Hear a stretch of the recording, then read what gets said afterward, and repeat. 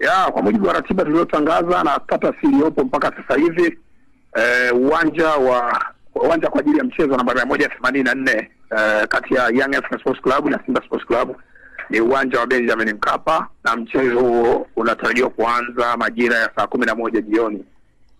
Siku hiyo ya Juni 15, 2025. Na viingilio inakuwaje kama Yanga ndio wanapaswa kutangaza ambao wanasema hawachezi? Ya, huu mchezo utakumbuka ulishatangazwa viingilio na tiketi zilishauzwa. Ndio. Japo hazikuuzwa tiketi zote, lakini tiketi majority ziliuzwa. Na sisi tulishasema kwamba tiketi mashabiki wetu wa thamani ambao walinunua tiketi waendelee kutunza kadi zao, kwa sababu tiketi zile bado zipo kwenye kadi zao na zitakwenda kutumika kwa mchezo wa dabi ya Kariakoo siku ambayo itapangwa tarehe imeshapangwa, na kwamba sasa hivi inafahamika kwamba huo mchezo unakwenda kufanyika Juni 15.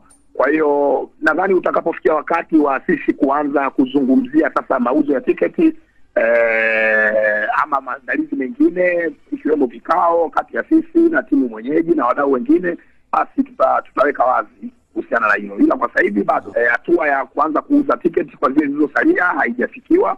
Itakapofikia basi tutawajuza inshallah.